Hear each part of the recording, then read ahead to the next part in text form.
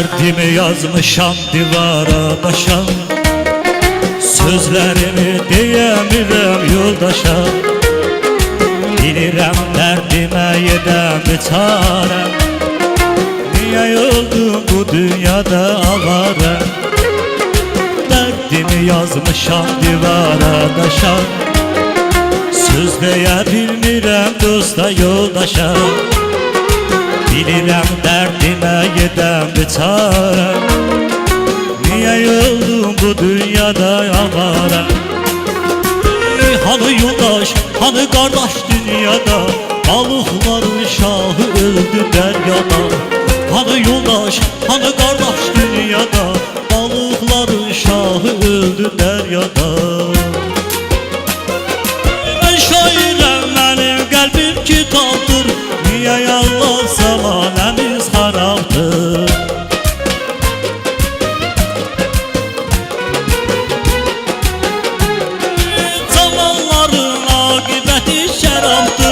İnsanların aqibəti şərabdır. Hanı qardaş, hanı yoldaş dünyada, balıqların şahı öldü dəryada. Hanı yoldaş, hanı qardaş dünyada, balıqların şahı öldü dəryada.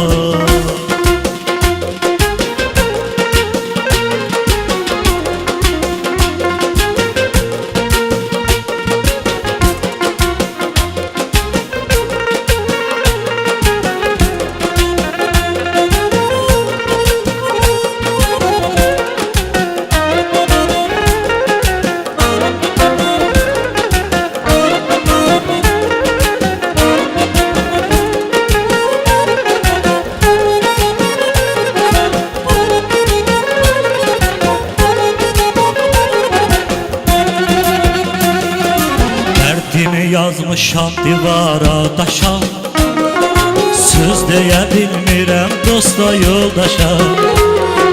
Derdimi yazmışam divara daşa, söz deyə bilmirəm dosta yoldaşa. Bilirəm dərdimə yedəm biçarəm, niyə oldum bu dünyada avara?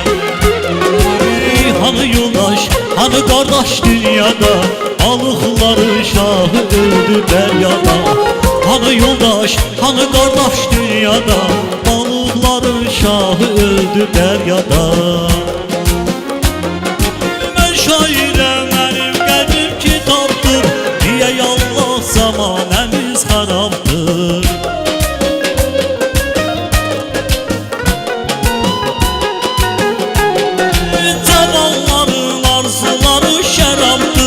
İnsanların aqibəti əzabdır. Hanı qardaş, hanı yoldaş dünyada, balıqların şahı öldü dəryada. Hanı yoldaş, hanı qardaş dünyada, balıqların şahı öldü dəryada. Hanı yoldaş, hanı qardaş dünyada, balıqların şahı öldü dəryada.